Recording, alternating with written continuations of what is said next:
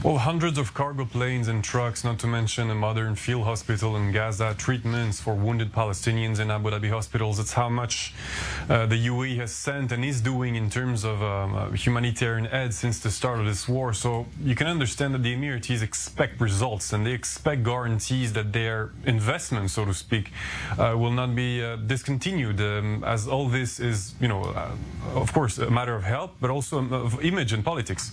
And yet this investment is sometimes discontinuous, as there is a certain amount of anarchy in the delivery of humanitarian aid within the Gaza Strip, with notably all sorts of gangs capturing these shipments.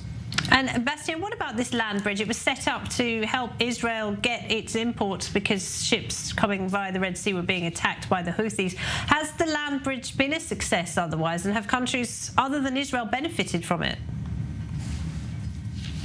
Well, basically, this thing is all part of a desire to reconnect the countries of the region from those times when, whatever the empires, these regions were all linked together in a mesh of trade routes. So this project is, of course, Israeli, but it is also American, Arab, and Indian, since the idea is also to add a rail aspect to link the Mediterranean Sea to the Indian Ocean, a kind of Middle East Silk Road, which starts in Israel from the city of Haifa and then cross both ways, Egypt, Jordan, then the entire Arabian Peninsula to ports such as Abu Dhabi, Dubai, Muscat, the capital of Oman, to then turn into a sea route and reach India. So it's very beneficial.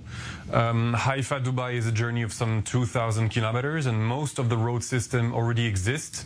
Not to mention that the sea route is that you mentioned is a 12-day journey compared with 2 to 4 days on rail and road. So this results in a tremendous increase in Israeli exports to the Gulf and the Middle East, and vice versa.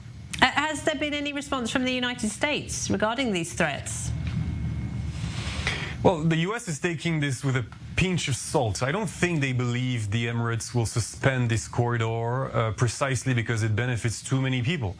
This road is also connected to the West Bank, to Jordan, to Iraq. So between Haifa and Dubai, there's a whole raft of territories that benefit from it. And it allows the U.S. to regain some color in a region that China is increasingly eyeing. And it allows the Gulf states to become hubs of world trade between East and West. And then more broadly speaking, the tourists will even be able to use these routes, these road and rail routes at some point.